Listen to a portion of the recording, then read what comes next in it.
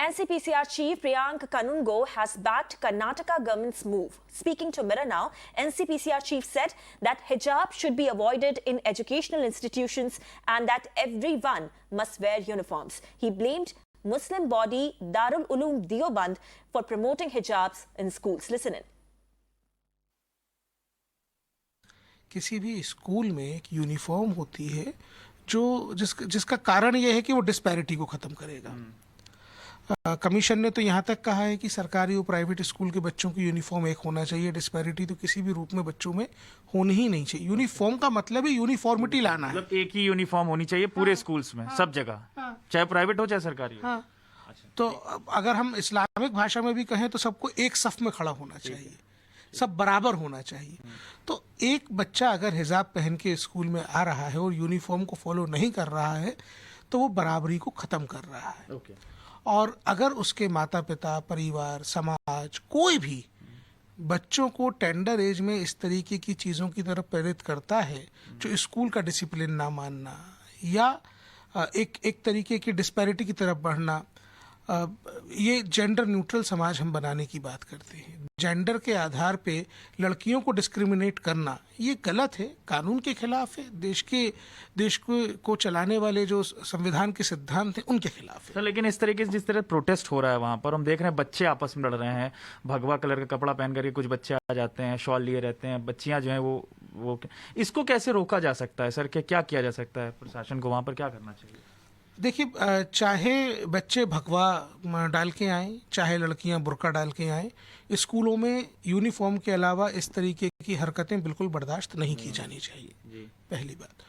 दूसरी बात ये कि इन बच्चों को जो भी बरगलाते हैं, जो भी भड़का रहे हैं, उनको जेल डाल दीजिए। देखिए, हम कर्नाटक के पूरे घटनाक्रम पर नज़र बनाए हुए हैं, जहां हमारी आवश्यकता लगेगी हम इंटरवीन करेंगे। यहाँ महत्वपूर्ण बात यह है कि इस तरीके की समस्याओं की जड़ दारुल उलूम देवबंद जैसे संस्थान है। अच्छा। अभी भी वो लगातार बच्चों को प्रेरित करते हैं। हमने अभी भी उनकी वेबसाइट पे देखा, वो लिखते हैं कि अगर बच्चों को स्कूल में नॉन इस्लामिक ड्रेस पहनना पड़ती हो तो वो स्कूल छोड़ दें। लड़कियों को अगर मेल टीचर्स पढ़ा रहे हैं तो वो स्कूल छोड़ दें। लड़कियों को अगर हिजाब के अलावा स्कूल में बैठना पड़ रहा है तो छोड़ दें। तो समाज को गलत दिशा में ले जाने का काम इस तरीके के संस्थान करते हैं। ऐसे संस्थानों को बंद होना चाहिए। अच्छा। ऐसे संस्थानों से मिलने वाली ये जो देश के विरोध की सीख है, देश के प्रगति में बाधक सीख है, उसको बंद होना चाहिए। स्कूल के बच्चों के मामले में बाहरी लोगों का, चाहे वो रिलीजियस लीडर हो, चाहे वो पॉलिटिशियंस हो, चाहे वो कोई भी हो, उनका दखल बंद हो जाना चाहिए। Even as the hijab row shook several schools and colleges across Karnataka amid rising tensions, the state government has shut educational institutions for the next 2 days. The state government is set to hold a cabinet meeting today as well. In fact, Karnataka High Court, that has appealed to the students to maintain peace and tranquility, will resume its crucial hearing also. The developments come after protests took communal color, with confrontation turning more aggressive across multiple districts in the state yesterday.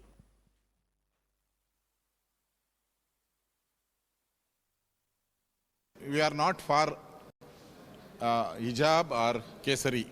We are not, government is not for anybody. The only dress code, that only we can allow in the classrooms. In the street, they can wear whatever they want. In the schools, dress code is compulsory. Who will violate, 100% the education department will take action. It's not a general protest. It is a student protest, 2 parties. So that's why precautionary measure, we are 3 days, we stop the colleges.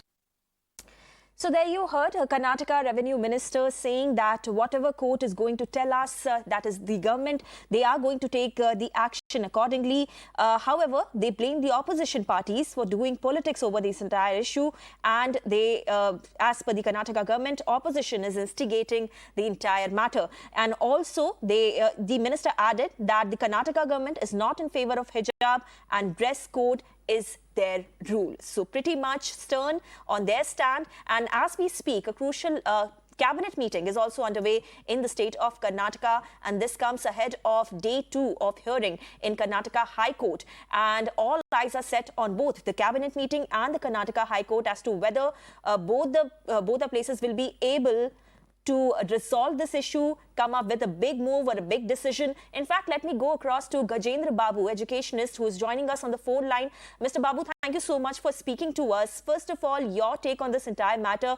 How do you see this entire controversy, especially in context to the education of girl children? Now, religion aside, rules aside, do you think denying a girl education over a piece of clothing is fair? When you talk about education, education is part of culture. Whether it is faith, religious faith, food, dress, learning process are all part of culture. You cannot differentiate both. Indian Constitution gives the right to Mr. Yogi Adityanath, the Uttar Pradesh Chief Minister, to wear a religious attire and go to schools, speak to children. When he goes to school, he doesn't feel that's a secular place. How can I go into a school and say that I belong to this religion? I'm a secular person. He doesn't feel that. He has got every right to wear a dress of his religion, his faith. The same constitution, what right it has given to a person who is holding the constitutional authority as a chief minister, the same fundamental right is given to every Indian. So a student has got every right to wear an attire and go. It should be peaceful, that's all. You can say the dress should be decent.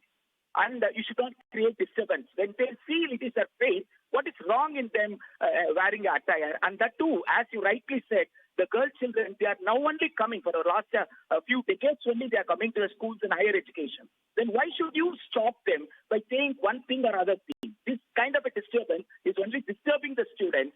This should not have happened. They should have allowed to follow their own faith. Right. Mr. Babu, you're citing example of Yogi Adityanath, who is always seen in saffron attires, but he's a politician. And now the state government here in Karnataka, they are citing rules, discipline for imposing this dress code in schools and colleges. And they clearly say that schools are bound to follow, the students are bound to follow the uniform code that has been set. I am not talking about a leader of a political party. I'm not talking about a politician. I'm talking about a constitutional authority who is functioning under a secular government, secular constitution. A constitutional authority under a secular government should be a secular person. But that secular person who is visiting school, who is inspecting school, who is talking to the teachers and students in the school campus is allowed to wear a religious attire because it is his fundamental right. Even though he is a chief minister, he is an individual. So an individual has got a fundamental right under the constitution. The same fundamental right a student has also got. The schools should help the children to understand the diversity. The schools, instead of helping the children to understand the diversity, why should they say that this kind of attire should not be worn when it is a religious faith? That means you mean to say that if you have a religious faith, don't come into my campus. You should keep your religious faith outside and enter my campus. Will you say this to everything? You will not allow me to wear my bidi in the forehead? You will not allow me to wear any holy thing that I feel that I should wear in my neck or whatever. You are allowing everything, isn't it?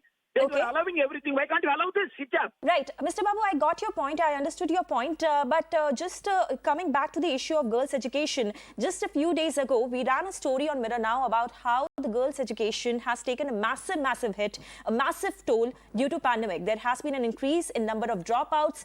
And on top of that, here in this case, we are talking about Muslim women getting impacted who have been denied a basic education since ages any which way.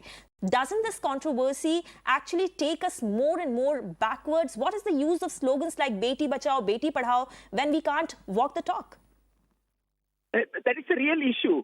You wear hijab when you come and learn. The first thing is learning. Once you learn, you get knowledge. Once you get to knowledge, then you will understand what is secularism.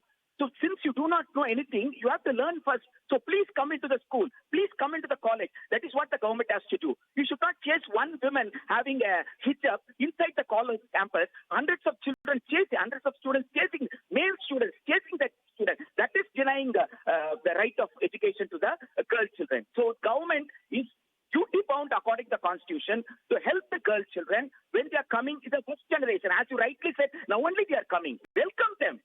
Welcome them in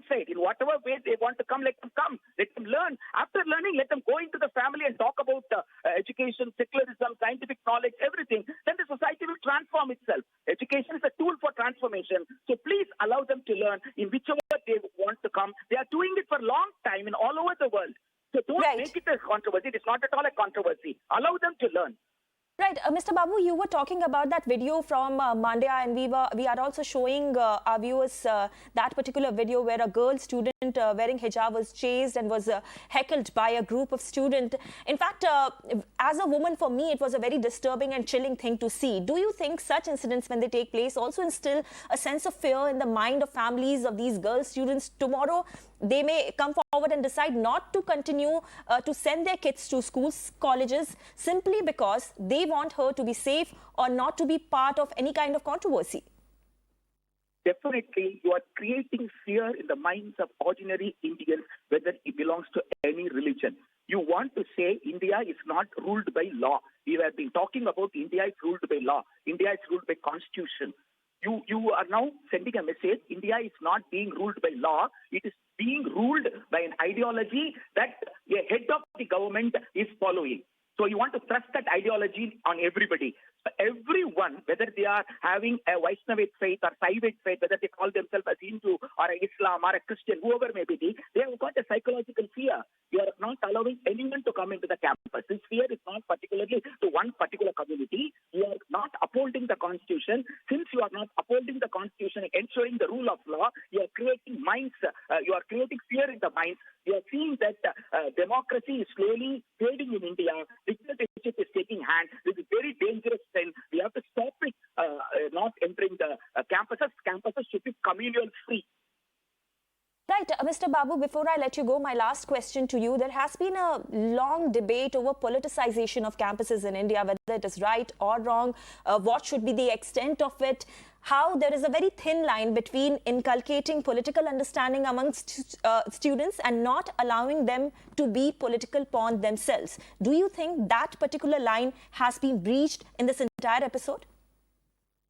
No, yes, that has been breached in this entire episode. As an academic person, a student or a teacher, they have got an academic freedom to express themselves concerning any policy, to criticize even a judgment, to talk about the constitution, to talk about the rights and duties inside the campus. That is the expression that Article 19 of the constitution gives to everyone. Now, here you are just chasing something, keeping in mind something. So it is motivated. It is not coming inside the campus. It is not spontaneous. It has been provoked. It is coming from outside. I think so. This should be understood. Politics is different from party politics. There should not be party politics. There should not be coalition. But the academic freedom that a student or a teacher should be given, must be given to them, and they should enjoy that freedom. They will need that.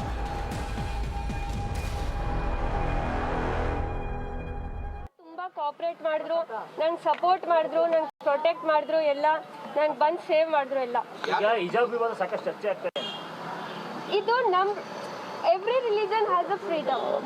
India is a unity. India is a unity, so every religion has a freedom. ಅವ್ರ culture follow ಮಾಡ್ತಾರೆ, ನಮ್ಮ culture follow ಮಾಡ್ತೀವಿ. ನಮ್ಮ culture follow ಮಾಡಕ್ ಬಿಡಬೇಕು.